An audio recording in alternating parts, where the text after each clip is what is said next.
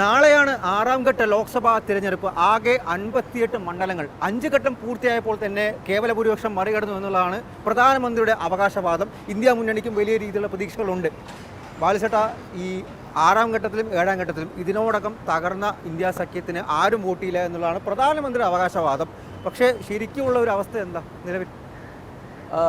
അർജുന, തെരഞ്ഞെടുപ്പിനിടയിൽ ഇങ്ങനെ അവകാശവാദങ്ങളൊക്കെ ഉണ്ടാകും. പക്ഷേ ആറാം ഘട്ടത്തിൽ നല്ല വാശിയേറിയ തെരഞ്ഞെടുപ്പ് തന്നെയാണ് നടക്കുന്നത്. ഇപ്പം നമ്മൾ നിൽക്കുന്ന ഡൽഹിയിൽ താപനില എന്ന് പറഞ്ഞു കഴിഞ്ഞാൽ 46 ഡിഗ്രിക്ക് മുകളിലാണ്. അതിലേറെ ചൂടാണ് ഈ ഡൽഹിയിലെ തെരഞ്ഞെടുപ്പ് രംഗം എന്നുള്ളത് എല്ലാവർക്കും അറിയാവുന്ന കാര്യമാണ്. അതുപോലെ തന്നെ ഡൽഹിക്ക് പുറമെ ഹരിയാന, നാളെ തെരഞ്ഞെടുപ്പ് നടക്കുന്ന ഉത്തർപ്രദേശിലെ മണ്ഡലങ്ങൾ, ബീഹാറിലെ മണ്ഡലങ്ങൾ, ബംഗാളിലെ മണ്ഡലങ്ങൾ, ഈ മണ്ഡലങ്ങളിലെല്ലാം രണ്ട് കൂട്ടരെ സംബന്ധിച്ചിടത്തോളം വളരെ നിർണായകമായ തെരഞ്ഞെടുപ്പ് തന്നെയാണ് നടക്കുന്നത്. അതുകൊണ്ട് ഈ ഇന്ത്യയിൽ ഇപ്പം നടക്കുന്ന ഒരു തെരഞ്ഞെടുപ്പിന് ഒരു ക്ലോസ്ഡ് ചാപ്റ്റർ എന്നോ അല്ലെങ്കിൽ ഒരു വൺ സൈഡഡ് തെരഞ്ഞെടുപ്പ് എന്നൊന്നും നമുക്ക് ഈ ഘട്ടത്തിൽ പറയാൻ വേണ്ടി കഴിയില്ല. ജയോ പരാജയമൊക്കെ ഉണ്ടാകാം, പക്ഷെ കടുത്ത മത്സരം തന്നെയാണ് നടക്കാൻ. തീർച്ചയായിട്ടും ഈ തിരഞ്ഞെടുപ്പ് പ്രചാരണ രംഗത്തൊരു കോളിളക്കം സൃഷ്ടിക്കാനുള്ളൊരു വരവായിരുന്നു അരവിന്ദ് കെജ്രിവാളിൻ്റെ ഇടക്കാല ജാമ്യമൊക്കെ കിട്ടിയിട്ട്. ശരിക്കും അരവിന്ദ് കെജ്രിവാൾ ഫാക്ടർ ഇവിടെ ഡൽഹിയിൽ വർക്കായിട്ടുണ്ടോ ഇന്ത്യ സഖ്യത്തിന്? ഈ അരവിന്ദ് കെജ്രിവാളിൻ്റെ ജാമ്യത്തിൽ വരുന്ന ദിവസം അന്ന് തിഹാർ ജയിലിൻ്റെ പുറത്ത് അർജുൻ ഉണ്ടായിരുന്നു. തൊട്ടടുത്ത ദിവസം ഡൽഹിയിലെ കൊണാട്ട് പ്ലേസിലെ ഹനുമാൻ ക്ഷേത്രത്തിൽ അദ്ദേഹം വരുമ്പോഴും അർജുൻ ഉണ്ടായിരുന്നു.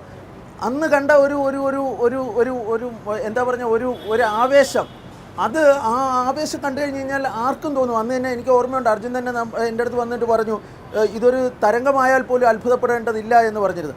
പക്ഷേ അവിടെ നിന്ന് ആം ആദ്മി പാർട്ടി സമീപകാലത്തൊക്കെ നടത്തിയ തെരഞ്ഞെടുപ്പ് പ്രവർത്തനങ്ങളെക്കാളും വലിയ തെരഞ്ഞെടുപ്പ് പ്രവർത്തനമാണ് ഇത്തവണ നടത്തിയിട്ടുള്ളത്. ഞാൻ തന്നെ താമസിക്കുന്ന ഫ്ലാറ്റിൽ ഏതാണ്ട് 3 തവണ ആം ആദ്മി പാർട്ടിയുടെ പ്രവർത്തകരെത്തി. എനിക്ക് വോട്ട് ഇവിടെയല്ല, നാട്ടിലാണ്. എന്നിരുന്നാൽ പോലും ഞങ്ങളുടെയൊക്കെ ഫ്ലാറ്റുകളിലെത്തി അവർ പ്രചരണം നടത്തുന്നുണ്ട്. BJP ഉണ്ട്.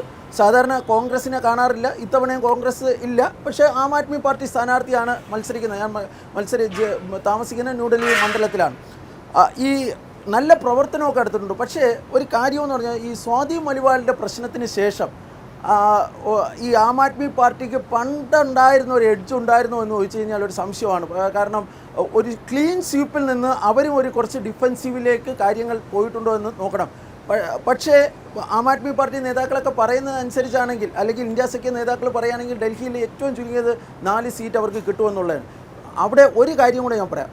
ഡൽഹിയിൽ അവരെല്ലാം ആശങ്കപ്പെടുന്ന ഒരു കാര്യം ഈ ചൂടാണ്. കാരണം ഇത്രയും വലിയ ചൂടത്ത് ഈ രാവിലെയും വൈകിട്ടിനും കഴിഞ്ഞാൽ ഈ ഉച്ചയ്ക്കൊക്കെ പരമാവധി വോട്ടർമാർ വോട്ട് ചെയ്യാൻ വേണ്ടി വരുമോ എന്നത് കാത്തിരുന്ന് കാണേണ്ടത്. കേന്ദ്രീകൃത മണ്ഡലങ്ങളാണ്. ഈ ചൂട് മറികടന്ന് വേണം ദിവസക്കൂലിക്ക് പണിയെടുക്കുന്നവരെ വോട്ട് ചെയ്യാൻ വേണ്ടി. അതെ, ഈ ചൂടെന്ന് പറഞ്ഞു കഴിഞ്ഞാൽ നമ്മൾ ഈ കേരളത്തിലൊക്കെ തെരഞ്ഞെടുപ്പ് ചൂടെന്നൊക്കെ പറയുമെങ്കിലും ഈ ചൂട് ഹീറ്റ് വേവ് ഉള്ള ഉഷ്ണതരംഗം നിലനിൽക്കുന്ന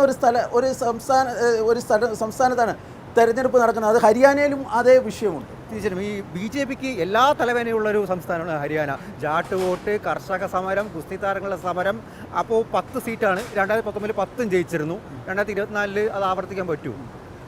2024 ലോക്സഭാ തെരഞ്ഞെടുപ്പിൽ കോൺഗ്രസ് ഏറ്റവും കൂടുതൽ പ്രതീക്ഷ വെച്ച് പുലർത്തുന്ന സംസ്ഥാനങ്ങളുടെ പേര് പറയാൻ പറഞ്ഞാൽ നേതാക്കൾ പറയും കേരളം, തമിഴ്നാട്, മൂന്നാമത് പറയുന്നത് ഹരിയാനയാണ്. പക്ഷേ ഹരിയാനയിൽ കിട്ടുന്ന വിജയം എന്ന് പറഞ്ഞു കഴിഞ്ഞാൽ കേരളത്തിൽ കിട്ടണ പോലെയൊന്നുമല്ല.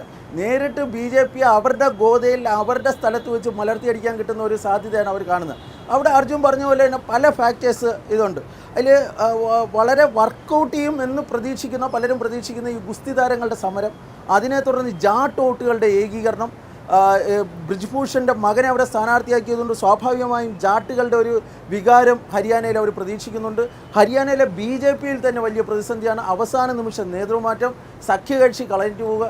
ഇപ്പം നിലവിലവിടെ ന്യൂനപക്ഷ സർക്കാരാണ് എന്നാണ്, ഭൂരിപക്ഷം ഇല്ലാത്തൊരു സർക്കാരാണ് ഭരിക്കുന്നതെന്നാണ് പ്രതിപക്ഷമൊക്കെ പറയുന്നത്. പക്ഷേ തെരഞ്ഞെടുപ്പ് ആയതുകൊണ്ട് ഇവരും അടുത്തൊരു മൂവിലേക്കൊന്നും കടന്നിട്ടില്ല. ഹരിയാന കോൺഗ്രസിനെ സംബന്ധിച്ചിടത്തോളം അവരുടെ 6 സീറ്റ് പ്രതീക്ഷിക്കുന്നു.